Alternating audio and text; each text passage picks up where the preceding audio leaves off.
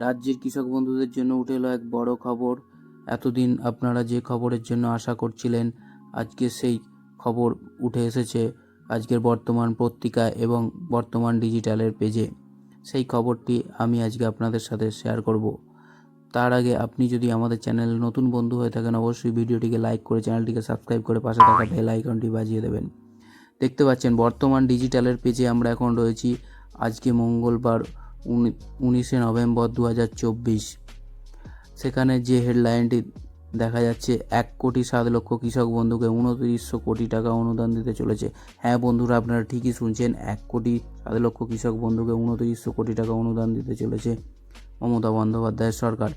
In details আজকের প্রতিবেদনটি শুরু থেকে শেষ পর্যন্ত দেখুন, আমরা সমস্ত কিছু আলোচনা করব।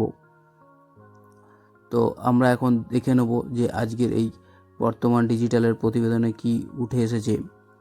নিজস্ব প্রতিনিধি, কলকাতা। রাজ্যের 1,07,00,000 কৃষকের ব্যাংক অ্যাকাউন্টে মোট 2900 কোটি টাকা দিতে চলেছে মমতা বন্দ্যোপাধ্যায়ের সরকার। কৃষক বন্ধু প্রকল্পের অধীনে আর কিছুদিনের মধ্যেই এই টাকা পাঠানো শুরু হবে। 6 জেলার 7টি বিধানসভা উপনির্বাচনের ভোট গ্রহণ হয়ে গিয়েছে। 23শে নভেম্বর ফল প্রকাশ।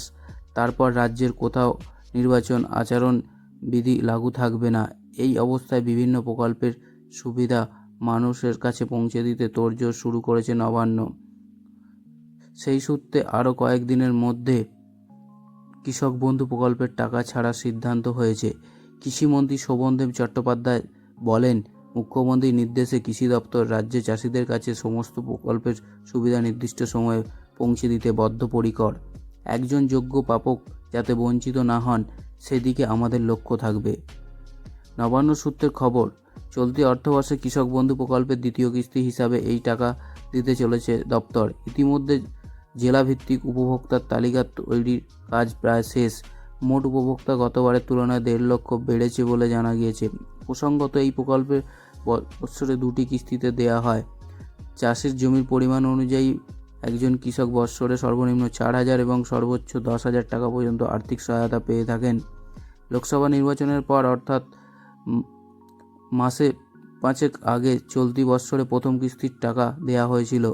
2019 সালে এই প্রকল্প চালু করেন মুখ্যমন্ত্রী। এতদিন এই প্রকল্পের মোট উপভোক্তার সংখ্যা ছিল 1 কোটি, এখন তা ছাড়িয়ে গেছে।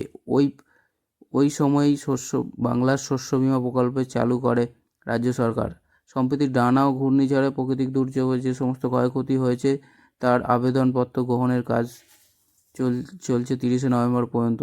ততদিন পর্যন্ত চলবে এই প্রকল্পের নাম তোলার কাজ। নবান্ন সূত্রে জানা গিয়েছে, শীঘ্রই ক্ষতিপূরণ বাবদ শস্য বীমার টাকাও কৃষকদের কাছে পৌঁছে দেওয়া হবে। এদিকে ট্যাব কাণ্ডের পর অন্যান্য প্রকল্পগুলি মতো কৃষক বন্ধুর টাকা পাঠানোর ক্ষেত্রেও যথেষ্ট সতর্কতা অবলম্বন করছে রাজ্য সরকার। সেই দিকে নজর রাখছে দপ্তরের কর্তারা। কৃষিমন্ত্রী জানিয়েছেন, কৃষক বন্ধু এবং বাংলা শস্য বীমা এই দুই প্রকল্পের ক্ষেত্রে উপভোক্তারা আধার সহ অন্যান্য প্রয়োজনীয় তথ্য নেওয়া হয়। কিছু উপভোক্তার ক্ষেত্রে আধার পুনর্যাচাই করে নেওয়া হবে। বন্ধুরা, এই ছিল আজকের প্রতিবেদনের মূল বিষয়বস্তু। অর্থাৎ বুঝতেই পাচ্ছেন, ভোট না থাকলে হয়তো নভেম্বর মাসেই আপনারা টাকাটি পেয়ে যেতে পারতেন। তবে ডিসেম্বরের প্রথম দিকেই যে কৃষক বন্ধুর টাকা ঢুকতে চলেছে সে বিষয়ে আমরা আগেই আমাদের প্রতিবেদনে জানিয়েছিলাম। এই ধরনের সঠিক সম্পূর্ণ খবর পেতে অবশ্যই আমাদের চ্যানেলটিকে সাবস্ক্রাইব করে রাখুন, যাতে করে সমস্ত সরকারি এবং দরকারি খবর আপনাদের কাছে পৌঁছে দিতে পারি। ভিডিওটি দেখার জন্য ধন্যবাদ।